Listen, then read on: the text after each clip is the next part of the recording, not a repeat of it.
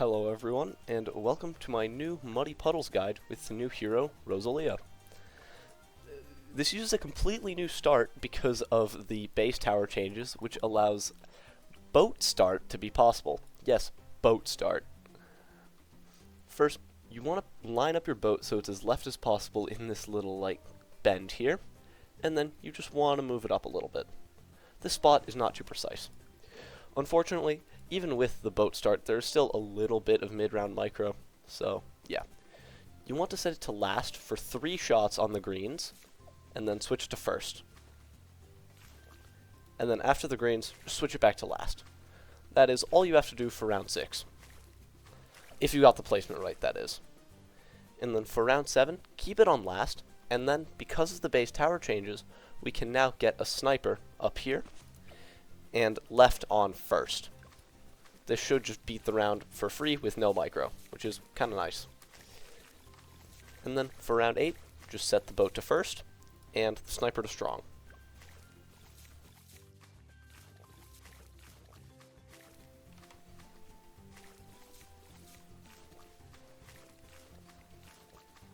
And then for round 9, very weird choice, or at least it looks like it, but we want to get a boomerang right over here as bottom right as possible. And make it so he is left-handed and switch him to last. If you do this right, he should just barely be able to hit the track, which is kind of important here. And you might have to micro your sniper if something gets past the boat. This probably will happen, but it'll probably happen later in the round, and it does kind of depend on your boomer placement, like the exact pixel it's on, but you should be fine if your sniper's on first when something leaks. And then for round 10, switch your sniper back to strong, and then get improved rangs on your boomerang, and leave it on last. This boomer spot basically solos round 10 with just a little bit of help from the sniper, which is kind of crazy. And not having any micro on round 10 on Muddy Puddles is kind of crazy. And then we make up for having no micro on round 10 with having a little bit of micro on round 11. So, yeah. After it shoots 1 shot on the yellows, switch it to first, and then switch it back to strong until something leaks from your boat. Then just switch it back to first. You, should be able to get it. It might look close, but you'll most likely get it. And then switch it back to strong. After round 11, get another sniper right over here and set it to strong. And this is very situational. Sometimes you'll have to, sometimes you won't. If one of the yellows does not get hit by the sniper, and your boat hits it and turns it into a green, set it to first. Like here, I have to do that. Sometimes you will, sometimes you won't have to. But if you did, leave it on first for 13, and if you didn't have to, just set one of your snipers to first for 13. And then, get boat range. Very weird, but yeah, boat range is the solution here. And then set your boat to last. And also, you might have noticed, but so far, we have no dart monkeys. And it will remain like that. Darts are overrated. For legal reasons, that is a joke. Darts are actually very good, but here they're just not needed. So, yeah, for 14, switch your boat to first, and your snipers should both be on strong. You should be able to beat the round with no issues. Even though it may look pretty close on the first wave. You'll be fine. And the second wave is easy. And then, for 15, just get a boomer right over here. Don't change anything about it, just keep it, completely base. And there's, a slight chance you have to micro a sniper. I doubt it, though. Nothing should get past your boat. And then, on 16, there's also a chance you have to micro your sniper, but you probably won't. Your boomerang should be able to handle everything.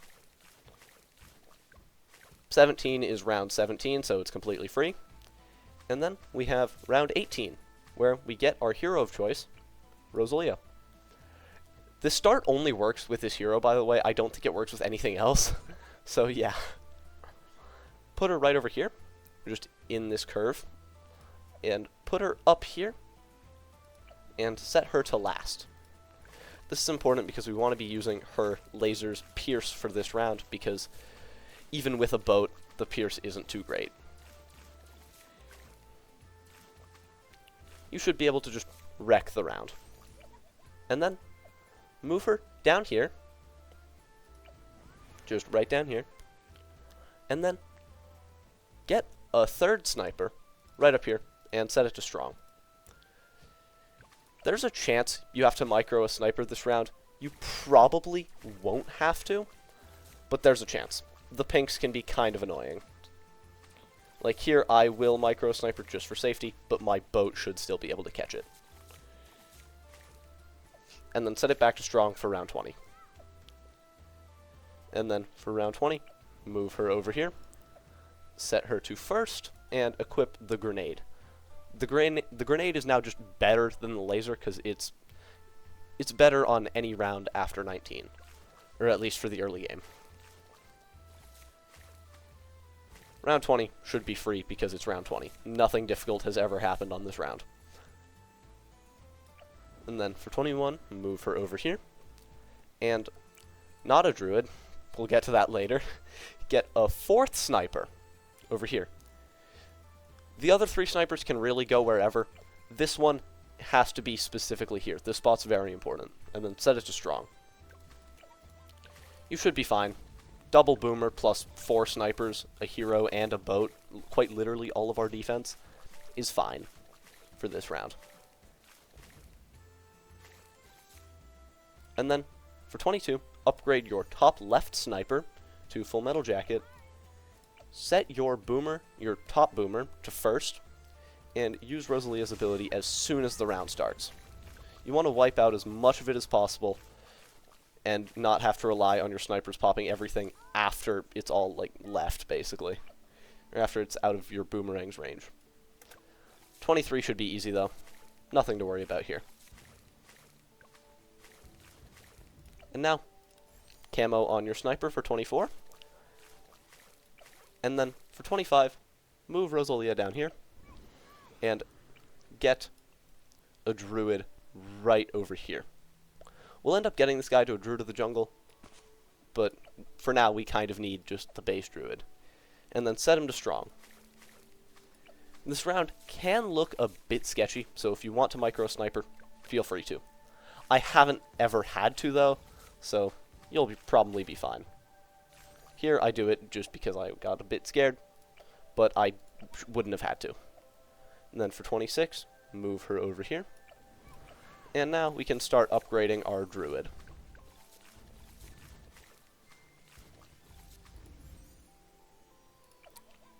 For 27, move her back here. 27 should just win because we have her level 5 and now her grenades can bounce. It's kind of good early game. And then for 28, just use her ability as soon as possible to just clear the round and make it not a challenge at all.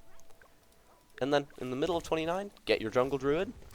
And, yeah, once you have your Jungle Druid, the game is so much easier.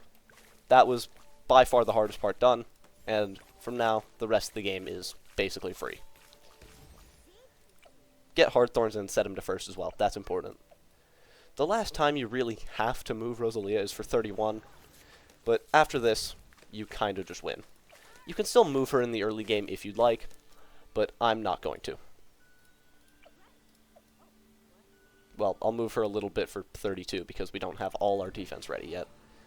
But then for 32, just get a shrapnel sniper, or get your camo sniper to shrapnel, and even faster firing.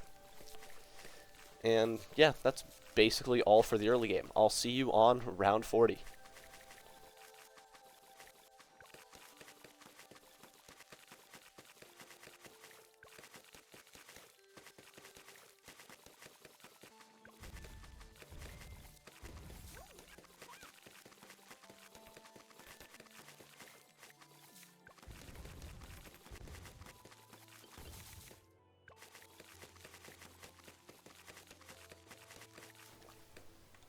So, for round 40, pretty simple.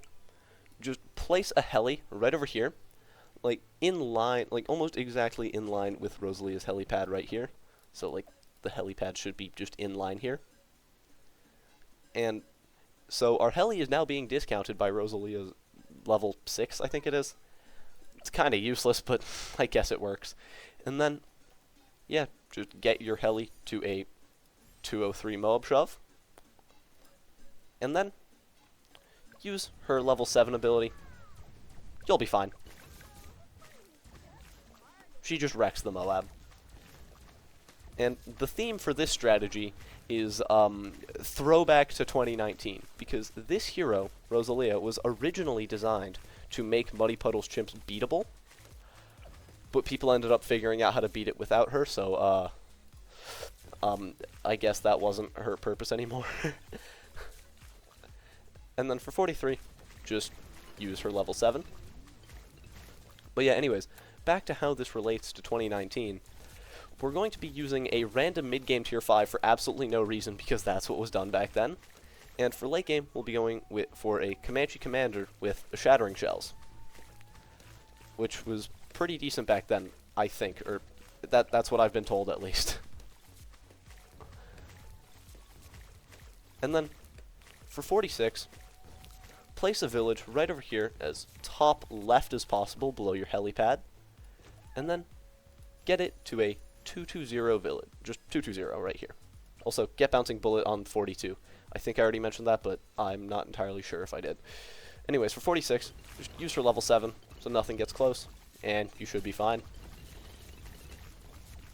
46 and 47 should get wrecked. And, yeah, just get a 301 Alchemist for your Bouncing Bullet. And now we'll go for our random mid-game tier 5 for absolutely no reason, which I think should be pretty obvious from what we have here. Elite Sniper.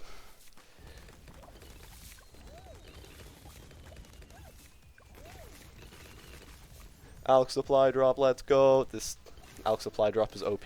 Trust me on this. It's very, very, very strong. I'm definitely not just making this up for map list propaganda. Anyway, I'll actually see you on like 58 or 59 whenever we get Elite Sniper.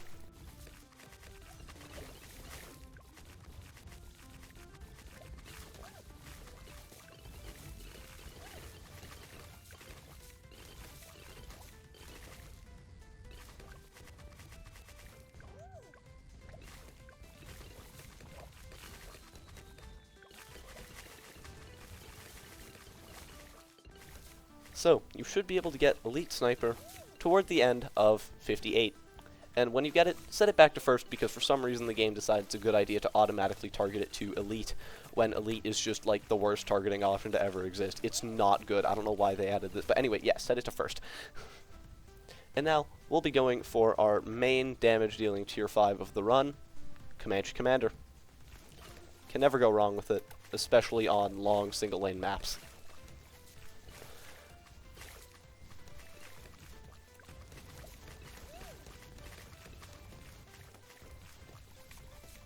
'63 might seem a bit close and very sketchy, but if you watched use Rosalia's abilities, they do pretty good versus this round, and you'll most likely be fine regardless. Elite Sniper is like entirely designed to be good against mid-game ceramics, so hopefully it does its one job properly. And then get Comanche defense on 64, and now we quite literally don't have to do anything until round 80 where we get the Comanche Commander. So see you then. I'll even turn on auto start because the rest of the strategy is so easy.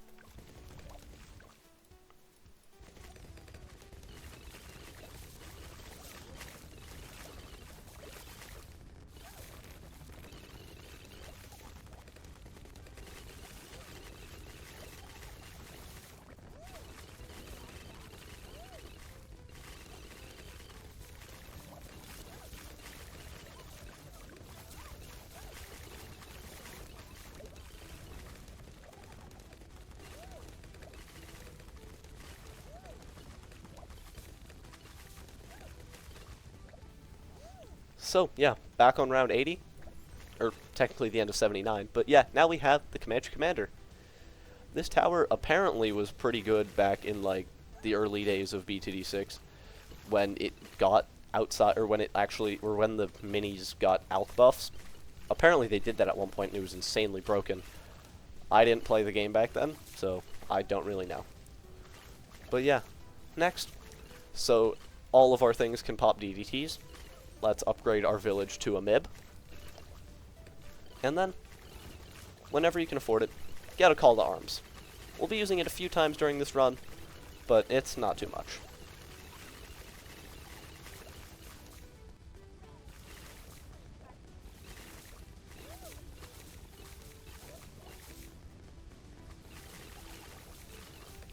You should be able to get it toward the end of 88. And now, let's just get a Relentless Glue as top right as possible, while still being in range of our village. That's pretty important that it's in village range, because we want it to hit DDTs very badly. So yeah, just get an 024 Relentless Glue. Get Relentless Glue before 024. Or before the cross path, at least, yeah. For 91, when you see a BFB, just use the Call to Arms ability to absolutely wipe it off the face of the planet. If you don't, it can get a little bit sketchy, so yeah. Once you've gotten Relentless Glue and Glue Splatter, set it to Strong. That's pretty important. At this point, you can start microing Rosalia if you want, because her damage is actually kind of decent. So yeah, you can start like moving her to other parts of the map, using her abilities, whatever. Actually, don't use her level 10 ability. It actually hurts to use it, because it ends up popping things into like a lot of Moabs, and Comanche Commander and Elite Snipers get Pierce Capped. So yeah, for 94, use Call to Arms, and if you'd like, use Rosalia's level 3 and her level 7. They don't help much, but I guess you can use them. Just don't use her level 10, whatever you do, it's bad. Or it's bad at least for this strategy. And then for the DDTs on 95, just Call to Arms. They will not stand a chance. And now, let's buy another thing that is straight out of the year 2019 in Bloons TD6, Shattering Shells. And just set it at the front right here. Shattering Shells was used a lot in the early days of Bloons because most things just sucked, and they kind of needed it to beat round 98. And yeah, just use another Call to Arms whenever. But it actually helps significantly for the strat, so why not get it? And I guess it pays tribute to 2019 or whatever. I should probably ignore this whole 2019 thing. Anyway, yeah, for 97, set your Shattering Shells over here, and use Rosalia's level 10 ability to kill things slightly faster. Or to kill the fortified ZOMGs slightly faster.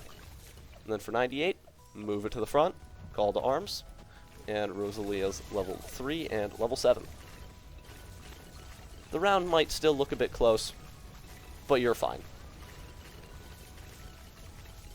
You can even use Rosalia's level 7 again at the end of the round if you want. Shouldn't be needed though. And then, before round 100, just get a first strike here, and an 410 embrittlement, sorry, and use a Call to Arms on the DDTs. And for round 100, use Rosalia's level 10, or just all three abilities when the embrittlement starts attacking.